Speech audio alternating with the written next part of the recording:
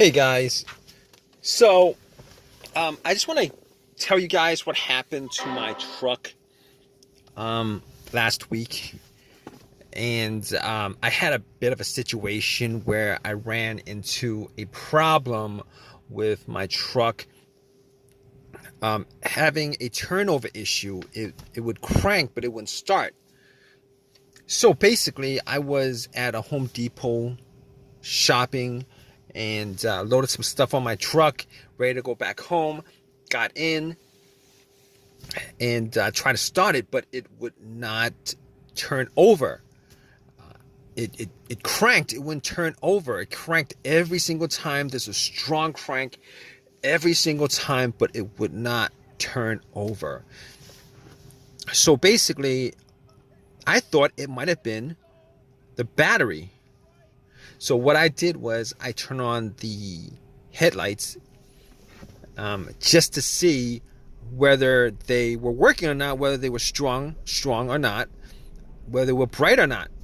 Now, considering it was about 2 o'clock in the afternoon, I went out, looked at the headlights. They looked pretty bright to me. And the thing about it is the crank was like very strong. The crank was very, very, very strong. I must have done like 5-6 cranks. I did variations of it, being that I pretty much pressed the accelerator a couple of times. Maybe the fuel filter was dirty or something like that. So try to prime it, try to turn it on. Nope, wouldn't turn over. It would crank, but it wouldn't turn over. And I shifted the shifter in a couple of positions, popped it back into park, and then tried to start again. It would crank. It would not turn over, which at that point was an issue, obviously. So I went out and obviously put my hood up, checked the battery. First thing I do in most instances like this, just to see maybe there was a bad connection, corrosion, etc., etc. Now, I did change the battery up, I would say, a year ago. And if you guys know anything about car batteries, there have been people who have bought car batteries and they last maybe 6 months, a year, etc., etc. I thought maybe this might have been the case. So what I did was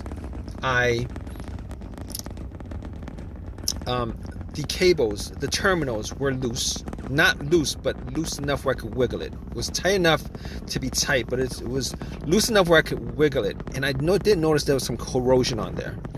All right, so I took my Coke that I bought from the Home Depot. I was going to drink it. I drank it halfway, and I poured the rest onto the terminals. It fizzed up, oxidation, etc., etc., and I wiggled it a bit. Now, they weren't 100% clean, but they were cleaner than before. There was like some white bluish stuff on there.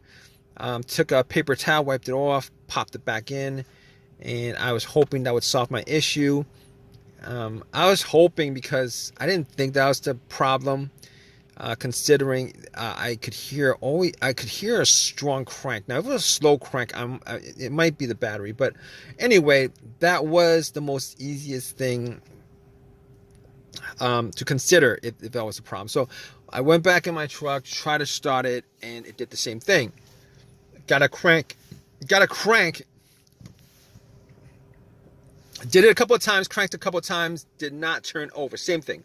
So I went out and I was scratching my head. I thought maybe it was the ground wire. So I actually traced the ground wire just to see whether it was broken or whether it was rusted, anything like that. That would maybe make a rather weak connection from the battery. So if you guys don't know anything about the ground wire is normally the main ground wire is normally the negative of the battery. Normally it's connected to the frame for the most part. And I checked that out, and guess what, guys? It was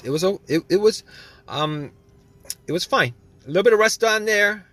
I tossed the rest of the Coke on there, and didn't help any because I got back into my truck and tried to start it and nothing. No, not nothing. It cranked. Same crank. Not and then it wouldn't turn over.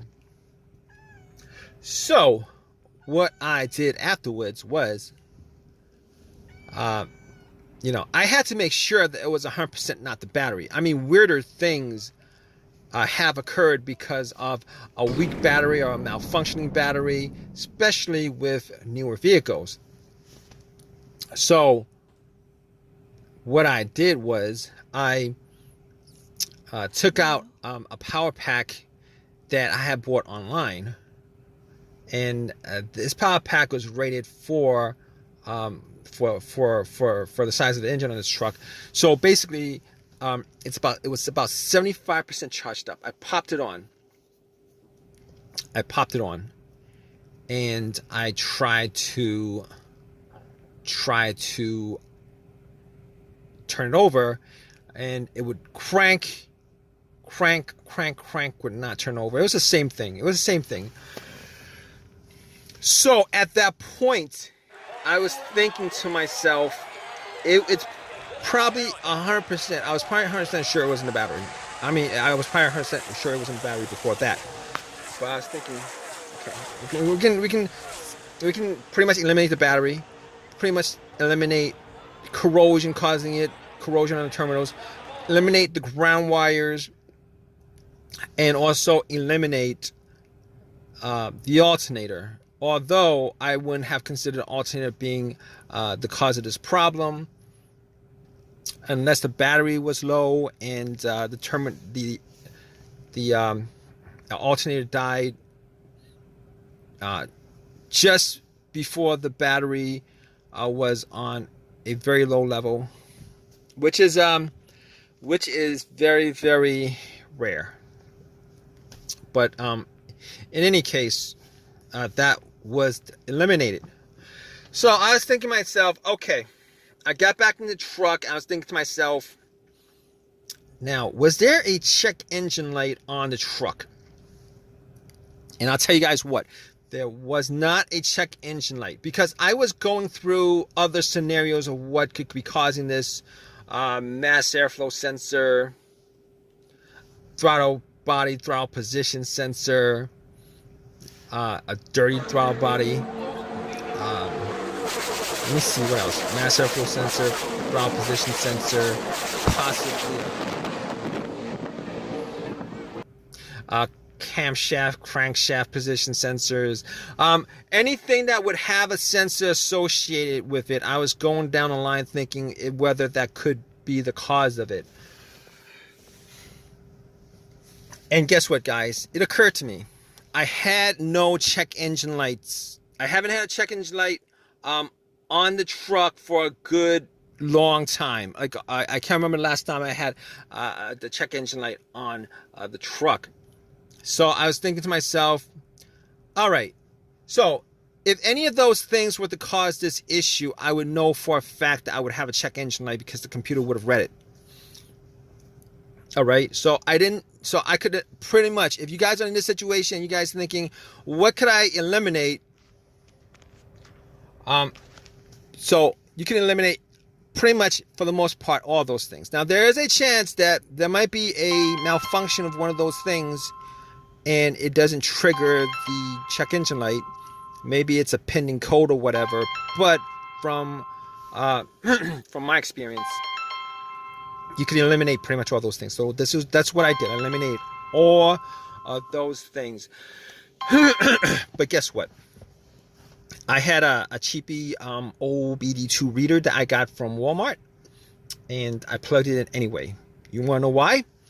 Because I have had instances where, well, not that I've had instances, I've heard instances where if, for whatever reason, the computer loses contact with the car, whether it's a problem with the car's computer, the ECU, ECM, PCM, any of the car's computer stuff, if it loses connection, it could cause this kind of problem, obviously. So what I did was I actually plugged into OBD2, see if it scanned it. It did scan. It scanned all the way through, gave me a readout. And at that point, I knew for a fact that the computer was good. It read everything, gave me a readout. The computer was good, so I could eliminate the computer. It didn't show nothing. Nothing showed up. So since nothing showed up on the OBD2, I knew that nothing was going to show up to begin with. So, but thinking on it, I probably should have done the OBD2 readout before I took off the battery terminals. But regardless, at this point, I knew that there was no check engine light, so there was no codes for anything. Okay, so at that point, it occurred to me. Okay, moving on to other things that could cause this that are more that I could actually try to fix on the spot. So I was thinking fuses, relays, fuel pump. So here's what I did. Went straight to the fuse box, tried to figure out which fuses, if any, were blown. See if I could actually spot any kind of brownish tint on top, any kind of burnt smell, any kind of burnt discoloration of the fuses. Now, I'll tell you, I didn't have a fuse tester on me, so I could not tell 100%, but I went through all the fuses and they looked good to me. All right. So at that point, it could only be a couple of things after that. Now, I'll tell you guys what, when I was sitting in the car, I did try to prime the fuel line to see whether I could listen for any kind of mechanical noise coming from the fuel pump. Now, normally you would do this with two people. One person would be out having their ears right next to the fuse cap, with the fuse cap off, obviously, and somebody would be turning the vehicle to the on position. Now, normally what happens is during that point, you either hear like a whizzing motorized sound, because that's the sound of the fuel pump working, priming the system. Now, it was only me. Okay, so I was in a truck. I had everything off, and I turned the truck to the on position, seeing if I could hear anything, any kind of sound, noise. Now, I couldn't make out one way or the other. I'll tell you guys what, I could not make out one way or the other whether there was a noise coming from the truck or the fuel pump, any kind of mechanical noise, motorized noise. So I was like, okay, that's not gonna work. It's not gonna work. So what I did afterwards was I did the next best thing. All right, went to the relay, had to eliminate the relay. So looked at the relay, checked out for the fuel pump relay, and what I did was I swapped relays. There was another relay there that was similar to the one for the fuel pump. I swapped it out and essentially went back, tried to start it, and guess what, guys? It started right up. So at that point, I knew it was the relay. I was so glad it was the relay, because it could have been the fuel pump, which would have been a pain in the butt to change out. It could have been also the fuel filter, but normally if it was the fuel filter, what would happen is it would either run rough, you'd have misfires, it would turn over, and then it'll stall out. But those weren't the things that happened. Those were not the things that occurred.